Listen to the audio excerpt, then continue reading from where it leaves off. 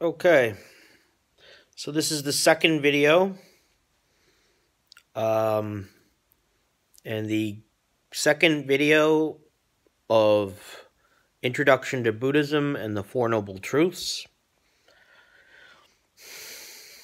So,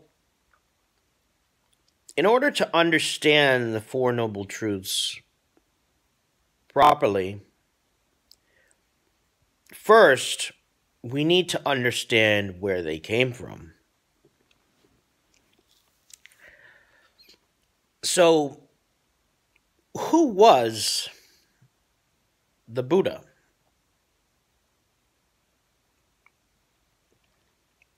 So, Buddha means enlightened one, one gone beyond this world, one gone above, one who has transcended everything and has transcended foolishness.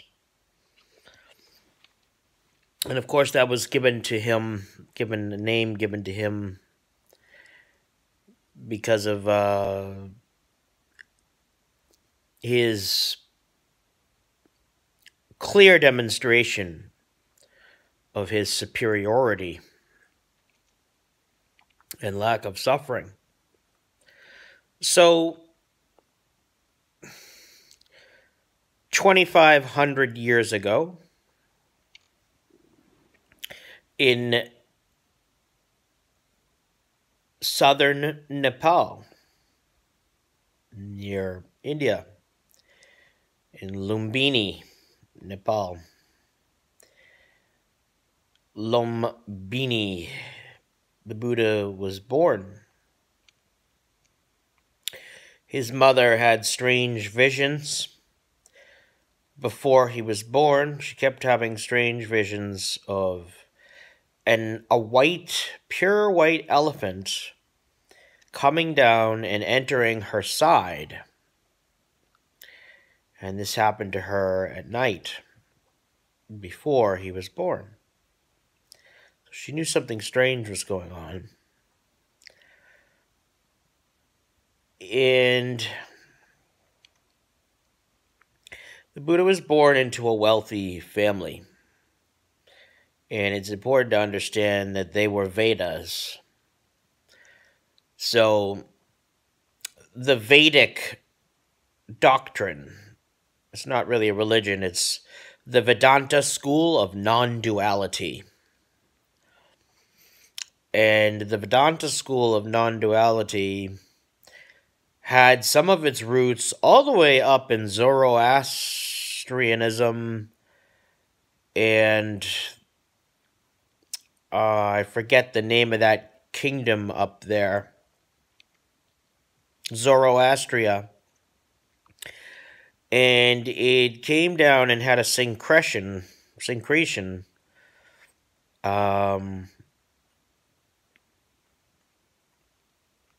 with Nepalese and Northern Indian ideology.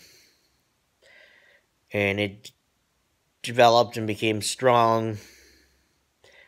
And people who were wealthy were educated very well, and they were taught the Vedas. And it's important to understand that there was actually people achieving enlightenment based on the Vedas, even before the Buddha. And the Buddha grew up being taught the Vedas, and the Vedas are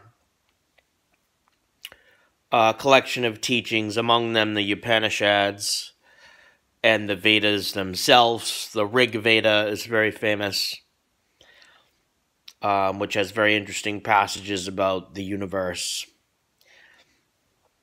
And it was actually rather a quite advanced doctrine for the time. And it's important to understand that the Buddha had this as his springboard. So, understanding that the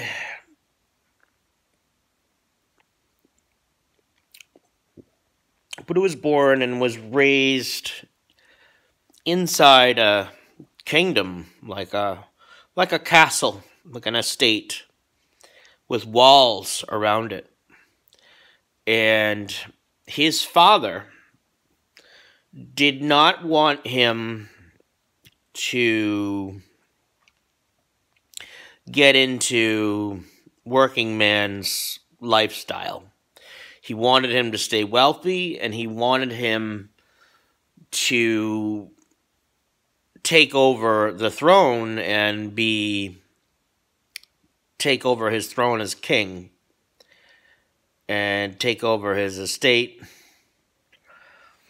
So his father went out of his way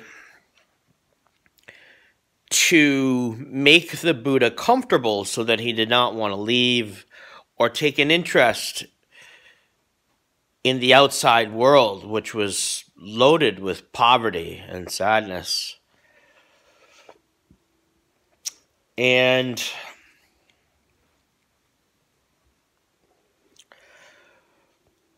he was showered with wonderful foods, lots of interesting intellectual stimulation and education, and women, and all kinds of things. And he actually took more interest in, I believe it was his second or third cousin. That was what interested him more. It was a love affair which interested him. He fell in love. And they became intense lovers. And there's a famous story about how they were looking for him and they couldn't find him. They didn't know what the hell was going on. And they realized that he was on the roof of one of the structures in the castle, making love to his lover. And they were rolling around on the roof and fell off the roof onto the next platform down. And they did not stop. They were intensely in love. So the Buddha did experience passion and love. And he did have some love from his parents, especially his mother. The Buddha was quite happy, and he had a son named Rahula, who would come to be enlightened and very famous someday down the road. So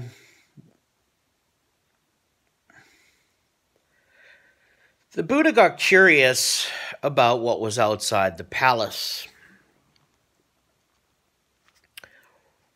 And he made arrangements with a charioteer, a man who drives a horse and cart, who went to do errands and shopping in town, trading merchandise and so forth. And he made an arrangement discreetly with the charioteer to go outside the palace. And he went with him, and not soon after at all, he saw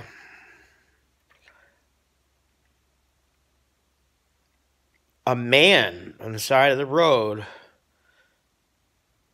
who was very, very sick, perhaps, maybe halfway or more on his way to dying, or at least hopelessly sick and not going to get better, was going to continue suffering.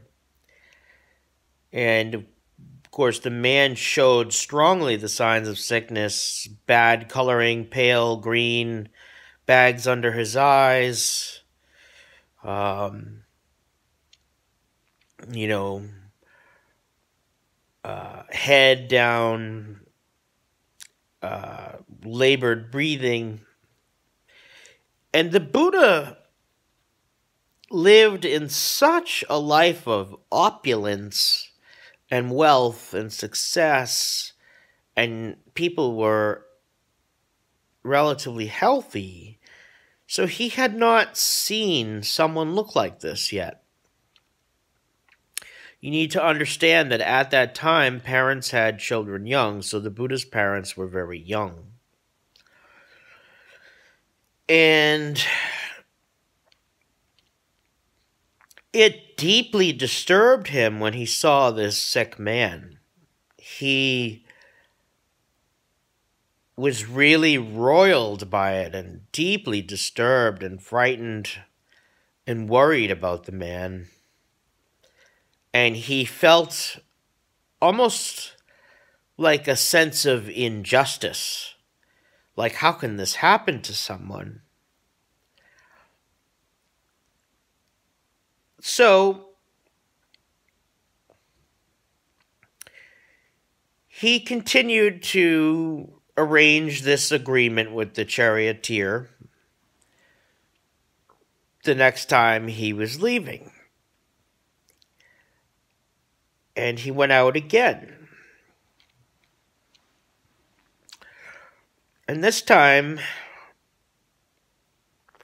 he saw a man who was old, very old, and hunched over, could barely walk, all wrinkles and bags under his eyes, and wrinkled, really wrinkled, gray, wrinkled skin, who just looked terrible. And it's not a euphemism, it's not a joke. The Buddha really was startled by this stuff because he really was that sheltered at his house and that protected. He really was surprised. And when he saw this old man, he again, even more, was filled with this sense of injustice and fear. Because just as he had the first time, this second time, he asked the charioteer, "What is wrong with that man? What is going on?" And the charioteer explained to him that as age, as we progress year after year, we get old and we degenerate. And he realized that he was going to become old too. And this really, really frightened him and bothered him. So he went back and he thought about this and reflected on this, and these things had a deep impact on him. He was really disturbed. So they went out again. And the third time, he saw a man who was dead, lifeless.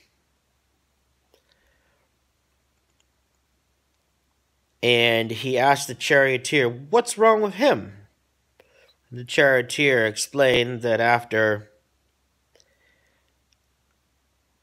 getting old, that we die and we cease to exist. And the Buddha had had enough. After seeing sickness, aging, and death, he felt consumed. And he felt that not only was, he felt that it was so unjust that we had to get sick and suffer, and then get old and suffer, And then after suffering so much, what do we get as a reward but to die and to be abandoned? And he felt that this was unsatisfactory.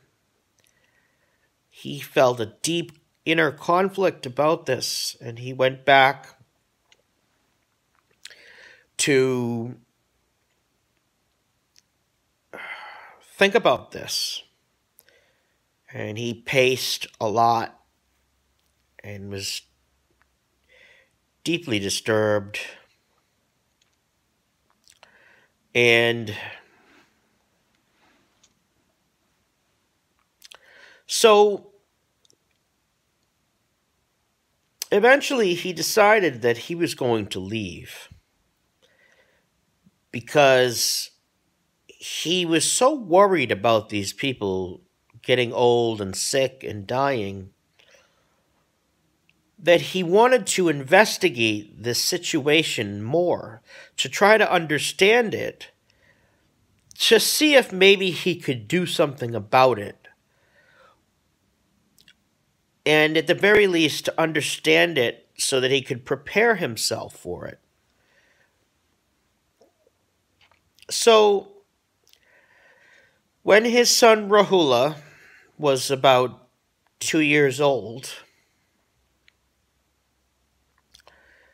he decided that even though his son was there and his wife,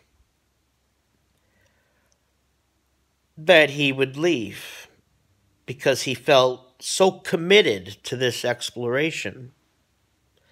So he went in the middle of the night when they were sleeping so they wouldn't know, and he kissed his son and his wife goodbye.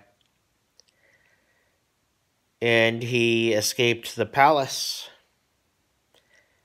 And he went out into the community, and he walked quite far. He went quite far away. He wanted to get away and make sure he wasn't caught. And he wanted to get away from everything that he knew and learn about what he did not know. So, at that time, there was many Vedas. And the Brahmins, the Brahmin class, or the Brahmin caste, as it's known in India, were very respected for knowing the Vedas and being able to recite the Vedas, because the Vedas were quite powerful and they were able to make some people achieve mastery of meditation and some powers, and great wisdom and insight. And they were very noble people. So he went to seek out people in this community, truth seekers and wisdom. And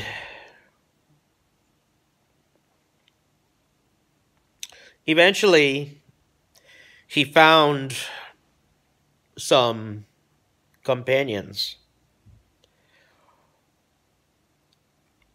who reluctantly welcomed him to join their journey of a spiritual quest for internal development, for character, integrity, and wisdom, knowledge, nobility. And at that particular time, asceticism was very popular. Right at that moment, it was particularly gaining a lot of steam. And asceticism is, of course, for those of you who know, is when you abandon the comforts of home and amenities, wonderful food, wealth, material possessions, shelter, even all those things, and possessions, even. And asceticism, to some degree, is very productive. But at that time, what was popular was taking asceticism to the extremes. And people lost sight of the benefits of asceticism and got caught, stuck, hung up on the idea of asceticism itself, and thinking that going to great lengths of making yourself uncomfortable and abandoning comfort would bring about spiritual development. And of course, it does bring up some development, and that's why people were trying it. But when you continue doing it and continue abusing yourself, it doesn't really, it doesn't get anywhere. It reaches a plateau, or it can only go so high before you need the power of self-love. And so these men walked on hot coals, slept on beds full of nails, starved themselves until they were absolutely emaciated, until they were skin and bones, and laid out in the hot sun and without shelter, and this sort of thing, and drank very little water, just enough to barely survive.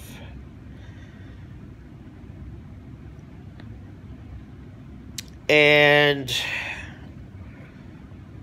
the Buddha did this for quite a long time. It may have been... It may even have been years, but I believe it was 7 months. But I don't know. I don't remember. I used to know when I was a monk. I don't know anymore. So,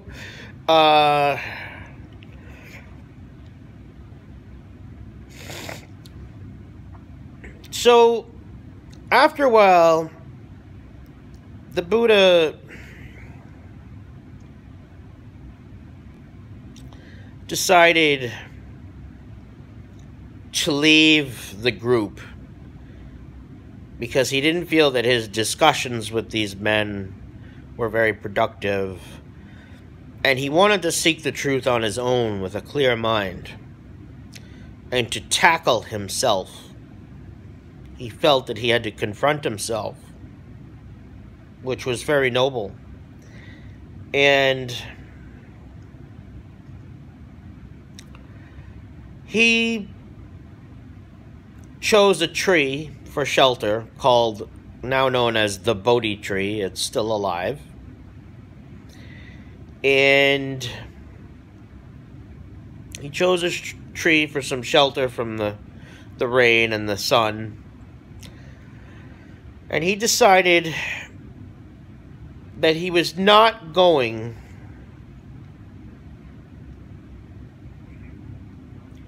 to get up or leave that place until he achieved awakening, until he achieved self-mastery and a major breakthrough, until he became a master Brahman and a master Veda. And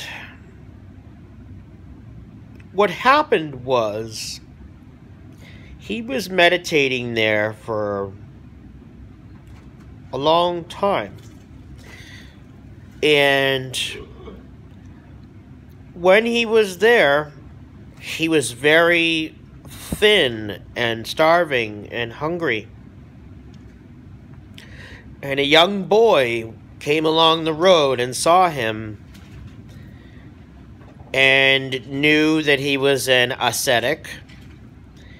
And he knew that he was going to be hungry and that he did not have any money or possessions and that he needed help. So the young boy offered him some rice, and I believe there was something else in the rice, a little bit of lentils or something, protein. So it was sort of a complete meal. And he gave the Buddha the food. And the Buddha took the food and ate the food.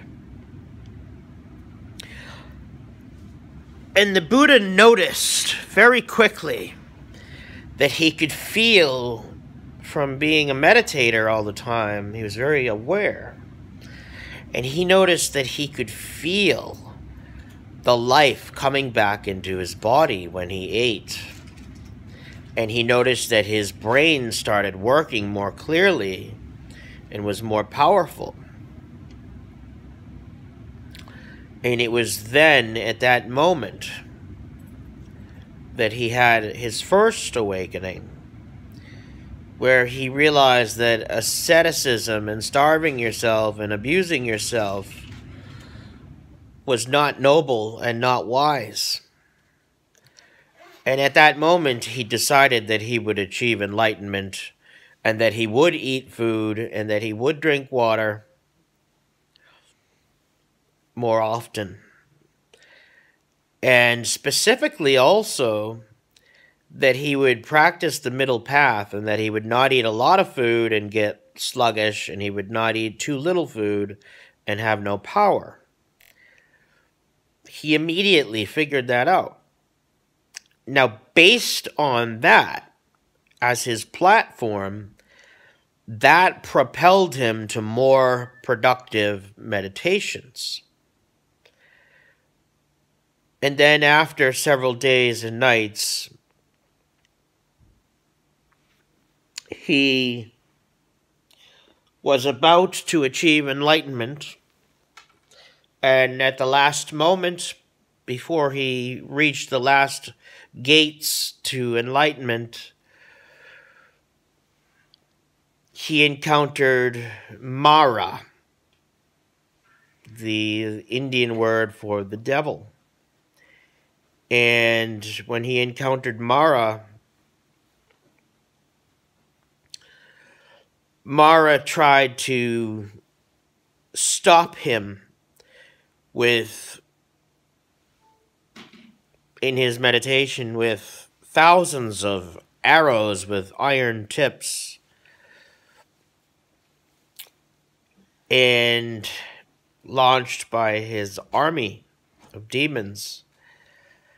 And the Buddha smiled and turned all the arrows into flowers. And Mara was confused at who this was that could do this. And he said, "Why should I let you escape suffering? Why should I let you go beyond? Prove to me that you are worthy."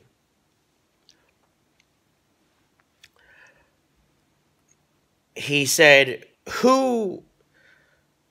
no one here is a witness to prove to me and to vouch for you. There's no one here to prove to me that you are this valuable and that you are this capable of escaping suffering and going beyond my worlds, going beyond our world of suffering and demons and spirits and people. And the Buddha turned his hand up with his palm facing up, leaned forward and reached down and touched his middle finger to the ground and said, I take earth as my witness. I take the earth as my witness. And when he did that, he did not just mean the entire earth and everyone on it and everyone here, but he also meant the mother goddess of earth, the earth goddess. That's another discussion. And he destroyed the entire sphere around him and turned all the demons and the arrows and the devil himself into light. And as the Buddha himself said, and light became manifest. And the Buddha's entire body, as well as everything around him, exploded into pure light and pure bliss, absolute stillness, like the stillness during when there is a fresh inch of snow on the ground and it is lightly snowing, or just after the snow has stopped, before the sun comes out.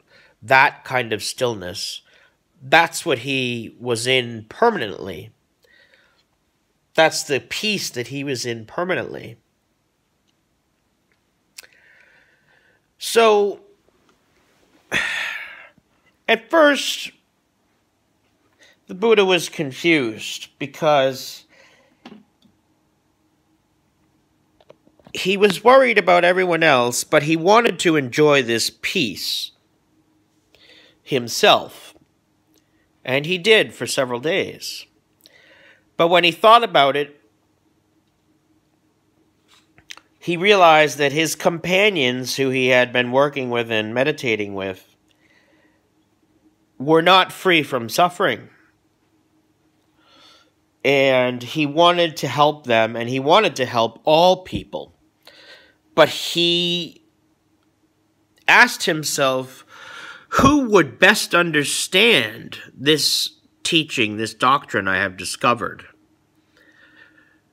And he knew that these men would be best prepared because they had studied the Vedas and the Vedic teachings. And because they were skilled meditators and because they had some wisdom. So he went into town looking for them, the outskirts of town, and found them. But he heard where they were, and he started walking towards them. And at a distance, they saw him.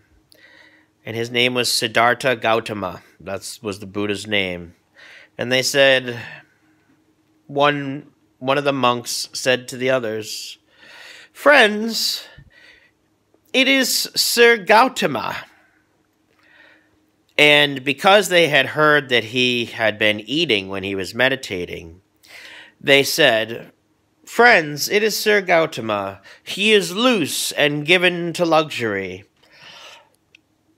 and feeding and engaging the gross material body." I need to read a book out here. And so, I'm almost done.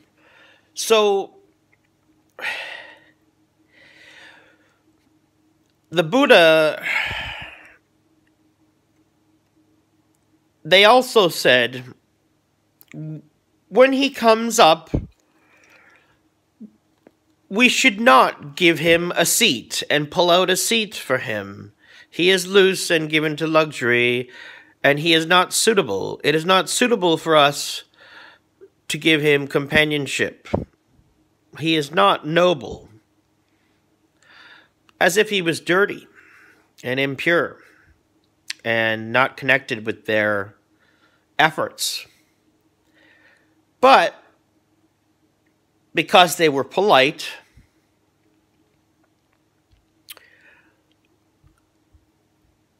when the Buddha walked up to them, they prepared to give him a seat. But before they could, the Buddha said to them, now that the Buddha was up close enough to talk to them, the Buddha said to them, "Friends, did you not just say that is Sir Gautama in the distance, and he is loose and given to luxury, and has been eating food and water, and engaging materials for the gross material body. So in doing that, the Buddha displayed immediately his clairvoyance and displayed that he had heard them speaking from 300 feet away, and that he was psychic and knew exactly what they were saying. And immediately the men sat down because they were actually frightened. And the men started to notice the Buddha himself. And the lead monk said, "Sir Gautama, your skin and complexion is amazingly clear.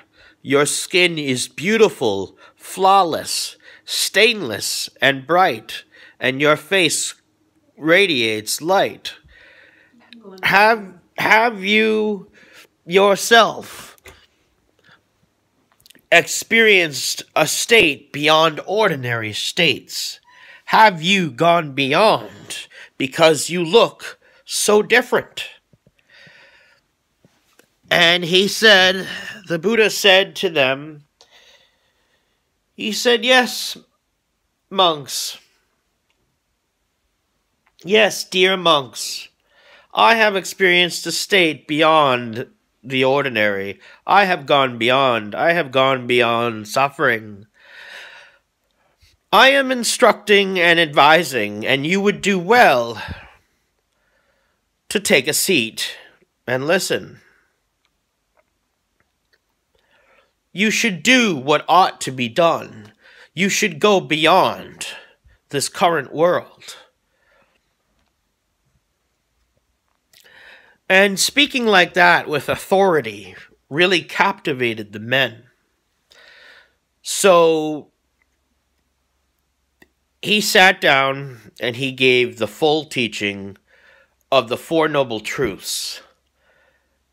And because these men had a strong background and had lots of good karma and were in a good place because they were experienced meditators and they were experienced spiritual people and they were academics who were wise, they immediately achieved enlightenment. And that began what's known as the Sangha. And the Sangha is the spiritual community which many Buddhists rely on. So, that is the story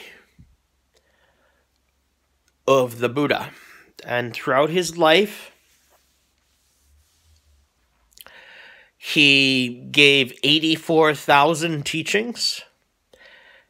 And due to the incredible following he had, there was people who memorized and wrote down almost all of his teachings. And they are written down in what's known as the Sutra Pitaka, which means the three baskets. And you can read his words to hear what he sounded like, and it is amazing. But the most amazing of his words is the first recorded discourse of the Buddha, and that is the discussion that I just described to you in full, what he said to the monks. And it was amazing. They were absolutely astounded at him, and they were terrified of him because he was so godlike and so powerful. So he went on to teach all over India and Nepal. And at some points, he did perform major miracles in order to inspire people, in order to extinguish the darkness of doubt, and to create more followers and more belief and more faith and positivity and hope. And the story of his death is very interesting. Sometime I'll share with you the story about some of the miracles he performed. They were witnessed by thousands of people, hundreds of people in most cases. I believe thousands in one case. over time anyway. And so when he died, he knew that he was old and close to death. And he went to, I believe he was very far in the east. And a poor family who had absolutely jack shit nothing offered him some food. And he knew that because he was a Buddha, it was very good karma for them to give him food, to feed him. It was very, very good karma. It's a big deal if you ever meet somebody who's enlightened, who's a Buddha, and you offer them money or food, water, anything. It really makes a huge difference. And so the Buddha immediately knew, because he was psychic, he knew that the food was rotten. But he wanted the man to get the benefit of giving him the food. And he also wanted the man not to be insulted and to feel put down and to be embarrassed about his bad food. So the Buddha made the ultimate sacrifice for this man and ate the putrid, rotten food. And he got very sick, and his stomach was growling really, really loud, and he was sick for a long time, extremely ill, dying. And his stomach grumbled really loud, and then he said, he lifted up his head from the ground and grabbed his stomach with his hands in pain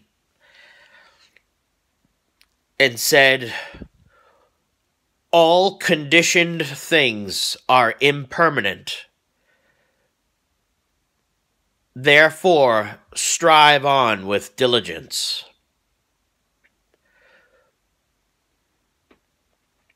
And we'll discuss what he said in another video.